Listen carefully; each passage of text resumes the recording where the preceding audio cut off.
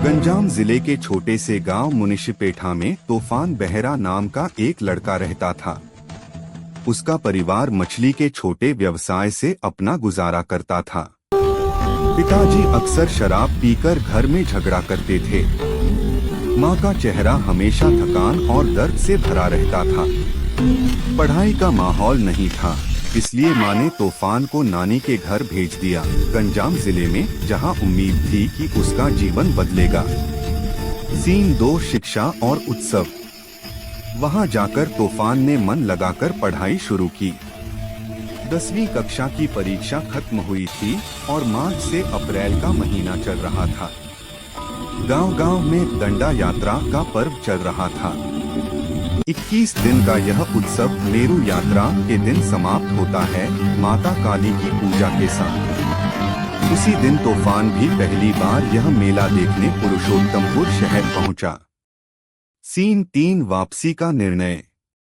दोपहर की तेज धूप में जब मेला खत्म हुआ, तूफान ने घर लौटने का सोचा। बसें बंद थीं, तो बड़े भाई ने साइकिल की व्यवस्था की। लगभग 1 बजे वह निकल पड़ा, 13 किलोमीटर दूर अपने गांव की ओर। सीन 4 भय का रास्ता।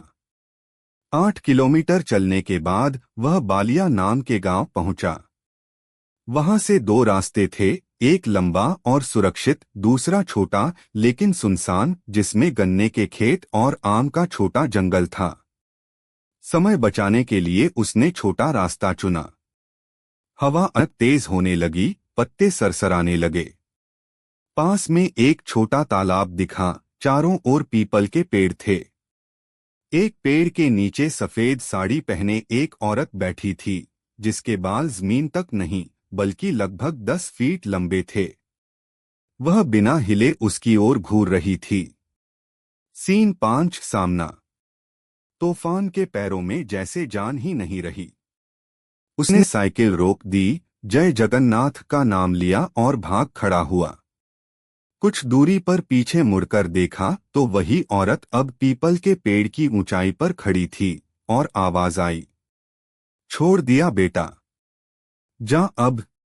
सीन 6 रहस्य खुलता है। कांपते हुए तूफान बरपाली गांव पहुंचा और वहां के बुजुर्गों को सब बताया। वे बोले, उस जगह अकेले कभी मत जाना, वहां बहुत पहले एक औरत की मौत हुई थी। जो भी वहां से गुजरता है, उसके साथ उसका साया चला आता है। सीन 7 बीमारी और मुक्ति। रात को घर पहुंचकर तूफान सो गया। अगली सुबह वह उठ नहीं सका, तेज बुखार और शरीर सुन्न। नानी ने गांव के पुजारी को बुलाया।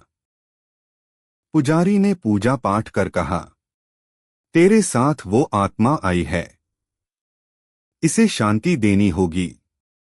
उन्होंने पीतल के कलश में जल भरकर कुछ मंत्र पढ़े और कहा, पीछे मुड़कर मत देखना, इस पानी को गांव के तालाब में फेंक देना। तूफान ने वैसा ही किया। 2 दिन बाद वह बिल्कुल ठीक हो गया।